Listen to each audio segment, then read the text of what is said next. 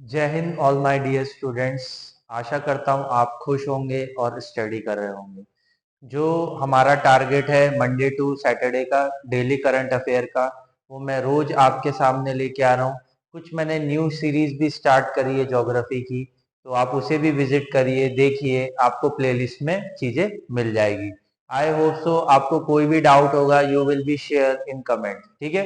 तो बेसिकली आप स्टडी पे फोकस करिए, मैं आपके साथ हूँ, और डेली करंट अफेयर आपका नॉलेज इनहेंस करने के लिए मैं तत्पर हूँ, ठीक है।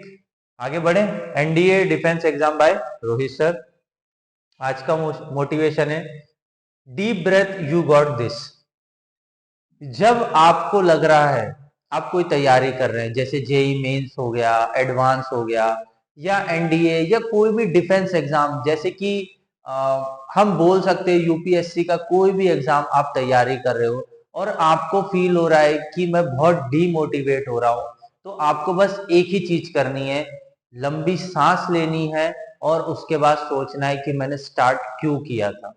आपका जब मकसद था, अगर आप बीच में छोड़ दोगे तो आप हमेशा याद रखना कि आप अपने जीवन का सबसे बड़ी गलती कर रहे हो। क्यों? क्योंकि आपको नहीं पता कि आप किस पड़ाव तक आ चुके हो और आपने क्या किया है, वहां से बैकवर्ड साइड रिग्रेट कर लिया है। तो आपको हमेशा अपने गोल के वर्दी फोकस रहना है और ईमानदारी से स्टडी करनी है, ठीक है। मैं आपके साथ हूं, कोई भी परेशानी हो कमेंट कर सकते हो, ठीक है। तो deep breath you got this. My name is Rohit Ranve, experience 6+ year का, ज्योग्राफी हिस्ट्री पॉलिटी। धीरे धीरे हम ज्योग्राफी स्टार्ट किए, धीरे धीरे हम लोग आगे बढ़ते जाएंगे। Experience in the defence exam UPSC, CDS, CAPF, AFCAT, ICG, तो ये सब एग्जाम मैंने खुद क्वालिफाई किए, तो आई होप सो। अब यहाँ आ जाइए, जो हमारा लेफ्टिनेंट फाउंडेशन कोर्स है, तो करंट अफेयर डेली बेसिस में मैं कवर करा ही रहा हूँ। डाउट सॉल्विंग सेशन मिलता है आपको ऑफलाइन बैचेस में। एनडीए स्पेशल फोकस स्टडी चल रहा है, पर्सनल मेंटरशिप मैं प्रोवाइड कर रहा हूँ आपको, पीडीएफ नोट्स, आपको सब A to Z चीजें कहाँ मिलेगी, टेलीग्राम पे। तो आपको टेलीग्राम पे जुड़ जाना है, ठीक है। बेसिकली टेलीग्राम पे जुड़ना है आपको और वहां टाइप करना है ओपला डिफेंस, ठीक है। अगर आपने यहाँ ज्वाइन कर लिया तो आपको क्या मिलेंगे, पीडीएफ और नोट्स मिलेंगे। स्टडी प्लान में बताता रहता हूँ, कंप्लीट एनसीईआरटी फोकस है, मतलब एनसीईआरटी पे ही पूरा फोकस रखा गया है, ठीक है। और ये स्कैन करके आप क्या कर सकते हो, टेलीग्राम पे विजिट कर सकते हो। आई होप सो आपको चीजें क्लियर हो रही होगी, और मैं आशा करता हूं कि आप ज्यादा से ज्यादा शेयर और लाइक इस वीडियो को करेंगे, जिससे कि हमारी जो फैमिली है वो बड़ी हो जाए, ठीक है। I hope so. चलो, रविंद्रनाथ टैगोर लिटरेसी प्राइज, ठीक है। अब थोड़ा सा इसके बारे में जानते हैं।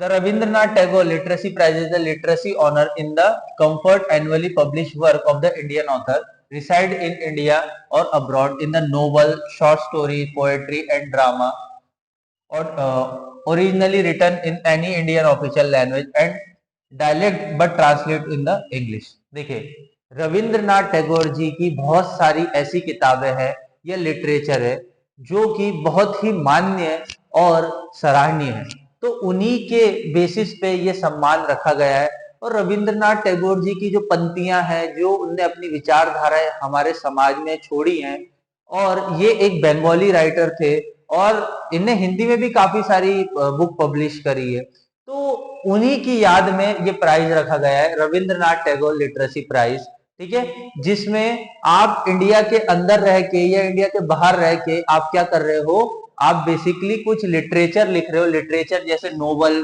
शॉर्ट स्टोरी, पोएट्री, ड्रामा, ये आप कोई भी भाषा में लिख सकते हो, बट कन्वर्ट किसमें करना है, इंग्लिश लैंग्वेज में, ठीक है। इट वॉज फाउंडेड इन 2018, 2018 से ये प्राइज दिया जा रहा है। US based independent and non profit publishing house, Maitreya publishing foundation, at platform for world peace, literature, art, education and human rights. मतलब यूएसए की एक नॉन प्रॉफिटेबल ऑर्गेनाइजेशन है जिसका नाम है house Maitreya publication foundation.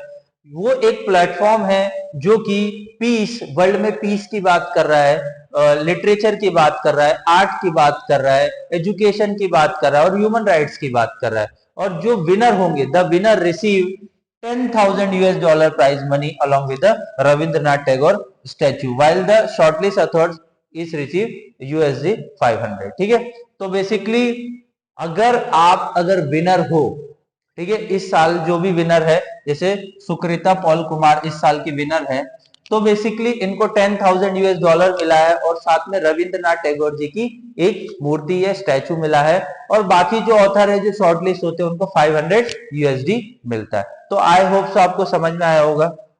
The Nobel prize laureate for economic receive for the Tagore prize social achievement 2023 Sukrita Paul Kumar poet critic and the translator win the Rabindranath Tagore literacy prize. ये याद रखना 2023 में रविंद्रनाथ टैगोर, आपसे क्वेश्चन क्या पूछेगा, रविंद्रनाथ टैगोर प्राइज किसने जीता है, सुकृता पॉल कुमार ने। ठीक है, यहां तक चीजें क्लियर, आगे बढ़े।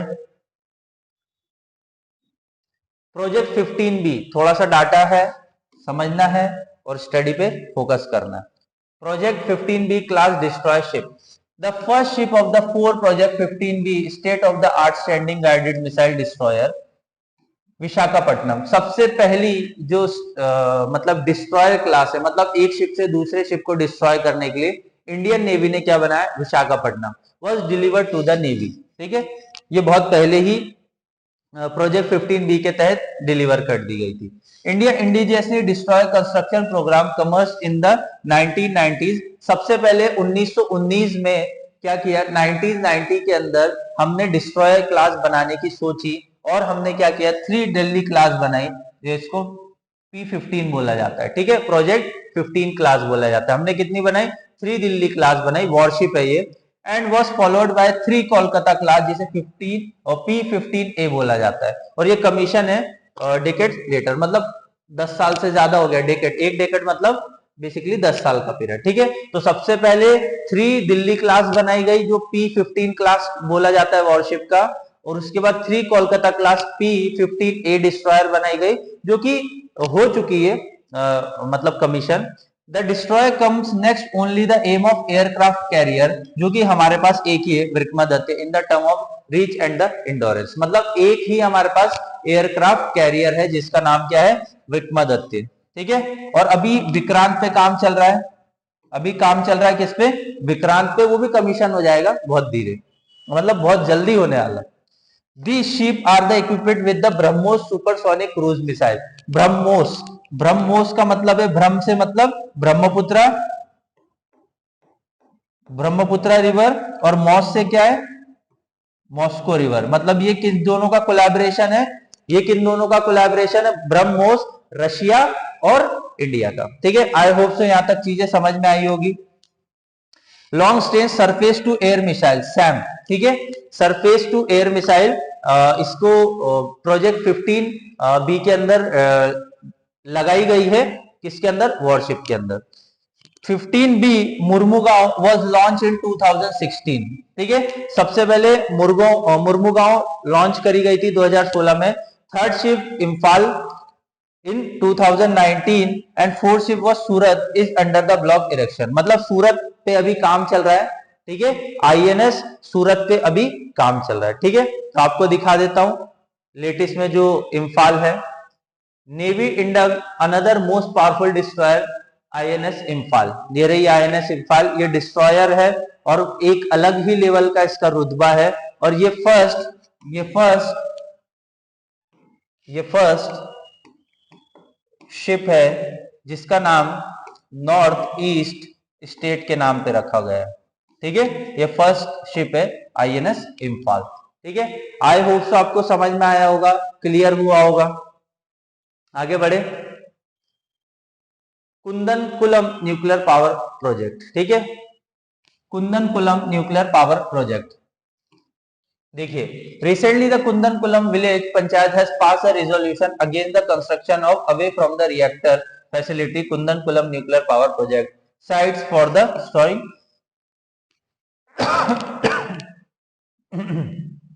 Sorry sites for the strong nuclear waste. Kudankulam village panchayat ने रिसेंटली रिजोल्यूशन पास किया गया है, जो कि कुंदनकुलर रिएक्टर से निकलता है, उसे क्या करना है, हमें थोड़ा सा दूर बनाना है तो अभी उस पर डिस्कशन चल रहा है, तो इस वजह से मैंने फैक्चुअल डाटा लेके आया कि कुंदनकुलम न्यूक्लियर रिएक्टर पावर प्लांट कहां पर है। कुंदनकुलम न्यूक्लियर पावर प्लांट और कुंदनकुलम is the largest nuclear power station in India, situated in Kundankulam, Tiruvalli district of the southern India state Tamil Nadu. तो आपसे अगर पूछ लिया जाए कि Kudankulam basically nuclear power project कहां पर बना है, तो तमिलनाडु में बना है। Construction the plant began of 31 March 2002 से, तो बेसिकली 31 मार्च 2002 से बेसिकली क्या है, ये बना हुआ है। ठीक है, next, at inter government agreement on the project was signed in 20 November 1989। मतलब बेसिकली ये किसके साथ बनाया गया था, सोवियत मतलब रशिया। ठीक है, तो ये 1988 में ही हमारे जो उस समय के प्राइम मिनिस्टर थे, जो कि राजीव गांधी जी थे, उनके द्वारा कोलैबोरेशन करके रशिया से हमने इसका बोल सकते हैं कि स्टैब्लिशमेंट रख दी थी। Mikhail Gorbachev for the construction of 2 reactor. ठीक है, कौन थे, Mikhail Gorbachev was the Mikhail Gorbachev for the construction of the 2 reactor. तो यहां तक आई थिंक सो आपको चीजें समझ में आ गई होगी, क्लियर हो गई होगी। ठीक है, कि कुंदनकुलम कहां है, न्यूक्लियर पावर रिएक्टर। एक है तारापुर, ये भी बहुत फेमस है, तारापुर, ये महाराष्ट्र में है। ठीक है, तो याद रखना। एक है राउत भाटा, ये राजस्थान में। ठीक है, बहुत सारे, कभी उस पर लिस्ट बना के डिस्कस कर लेंगे। ठीक है, बेसिक पता होना चाहिए। नेक्स्ट आ जाइए, इंडस बैंक लॉन्च ई स्वर्ण। ठीक है, इंडस बैंक, ये थोड़ा सा फाइनेंशियल रिलेटेड है, पर आपसे क्वेश्चन पूछा जा सकता है, ऐसा कौन सा बैंक है जिसने पहले ई स्वर्ण कार्ड लॉन्च किया है। तो इंडस बैंक लॉन्च ई स्वर्ण फर्स्ट रुपए कॉर्पोरेट क्रेडिट कार्ड। मतलब रुपए ये हमारी इंडियन कंपनी है। ठीक है, जैसे वीजा, ये यूएसए की है। ठीक है, वीजा यूएसए की है। मास्टर कार्ड, ये भी यूएसए का है। तो बेसिकली ये कार्ड यूज करने के लिए कोई चार्जेस आपको देने पड़ते हैं, बट अभी तक रुपए जो हमने लॉन्च किया था 2016 के बाद, रुपए कार्ड, तो बेसिकली वो हमारा इंडिजियस नहीं है, जो कि आरबीआई के थ्रू रेगुलेट हो रहा है, जिसे हम क्या बोल सकते हैं, यूपीआई। ठीक है, इंडस बैंक हैज लॉन्च ई स्वर्ण, the country first corporate credit card on the RuPay network. RuPay network पे लॉन्च किया गया credit card. Enabling the private sector lender to become the first indigenous UPI, बोला था unified payment interference facilitate with the corporate credit card. मतलब ये India का सबसे पहला आई थिंक सो रहेगा, क्योंकि यूपीआई के थ्रू हो रहा है। इसके बेनिफिट क्या है, द लॉन्च ऑफ द ई स्वर्ण, the country inaugurate corporate card on the RuPay, represent a significant step for corporate client for access unique corporation offering benefits seamless UPI enable payments।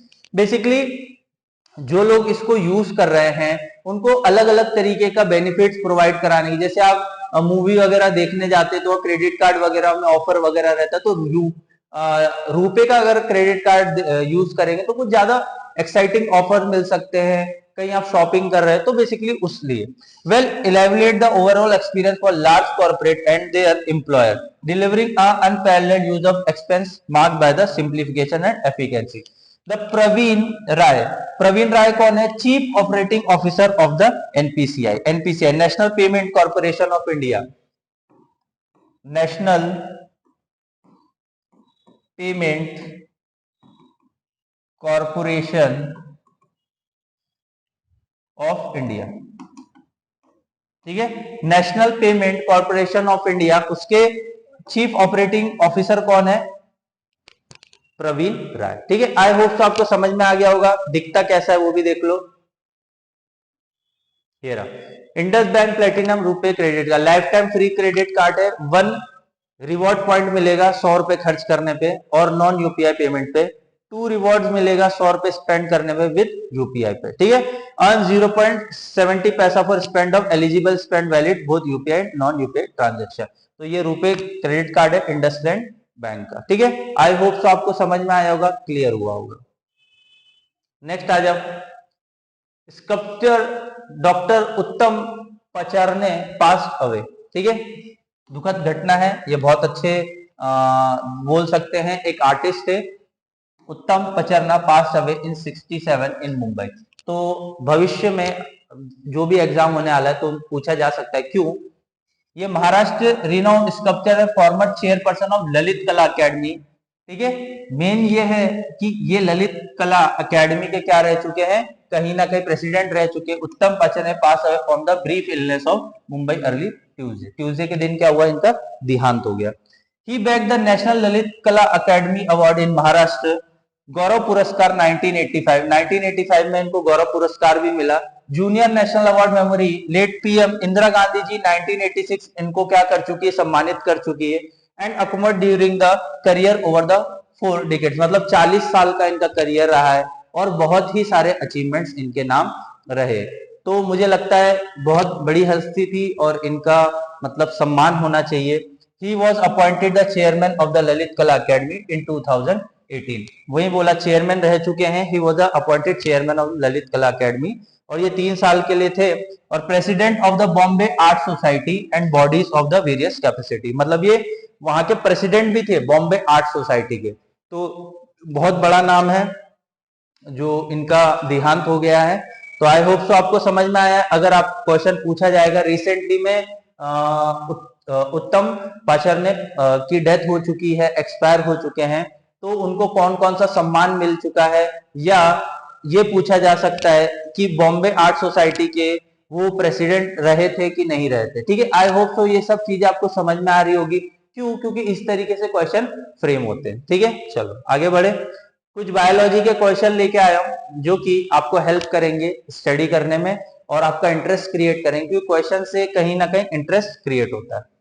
ठीक है, चलो फर्स्ट क्वेश्चन है, आपको pause करना है और इसका जवाब लिखना है। ठीक है, आपको पॉज करिए वीडियो और इसका जवाब लिखना है।